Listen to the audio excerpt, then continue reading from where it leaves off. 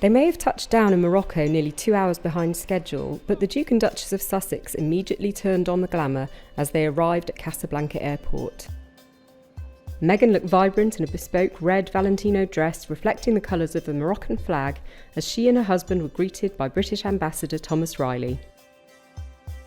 After inspecting a guard of honour in white parade dress, they were offered a traditional welcome of milk with orange blossom and dates, which Harry seemed very happy to try. They were whisked away by a convoy of black limousines to be greeted by Crown Prince Moulay Hassan, aged 15, outside the royal villa in the gardens of the King's royal residence in the capital, Rabat. Harry and Meghan were in Morocco to highlight progress being made on women's empowerment, girls' education, inclusivity and the encouragement of social entrepreneurship, issues close to both of their hearts.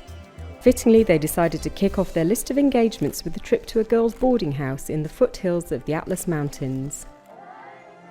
The couple were greeted by flag-waving schoolgirls in traditional dress and bearing flowers as they arrived at the Education for All programme in the remote town of Azni. Inside the residence, the Duchess was given a traditional henna tattoo, which is a local blessing for mums-to-be given around the 7th month of pregnancy. As she emerged from the boarding house, she shared a sweet moment with these 2 little girls and seemed excited to show off the floral motif on her hand. Did you see Meghan's henna, honey? Did you see the henna? Is it pretty? Education for All provides rural girls with accommodation and study support to enable them to thrive in their education and removing the need for them to travel long distances to school. Harry and Meghan then visited the local lycée, where they chatted to school children learning English and watched a mixed-gender team play football. The royal couple looked relaxed in each other's company, holding hands, and at one point Meghan leaned tenderly into her husband's shoulder as they watched the football. After a quick change of clothes, the couple attended an investiture for the founder of Education for All, Michael McHugo, with the Duke presenting him with the MBE for his services to improving gender equality in education in Morocco. Back in Rabat that evening, the Duke and Duchess attended a reception hosted by the British Ambassador, with Meghan wearing a stunning gold caftan-style gown, heels and a clutch bag all by Dior, and diamond earrings by Birks.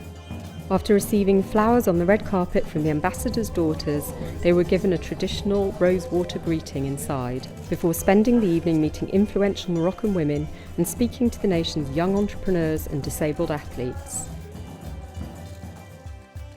On the final morning of their trip, the royal couple arrived hand in hand at an equine therapy centre for children with special needs. Harry, who grew up riding and still plays polo, seemed perfectly at home touring the stables and even admitted he misses his old horses.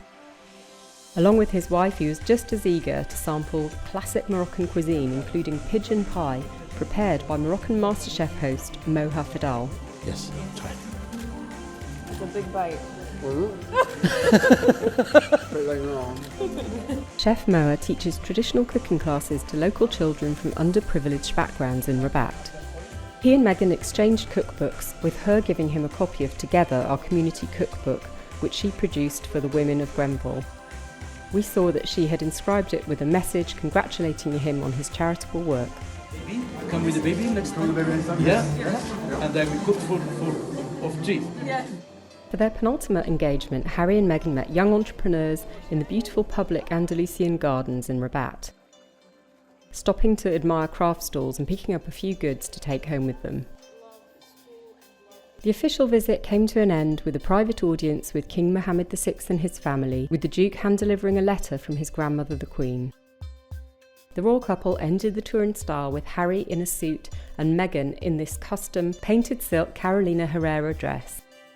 With just weeks to go until their due date, this is the couple's last overseas tour before they welcome their first child.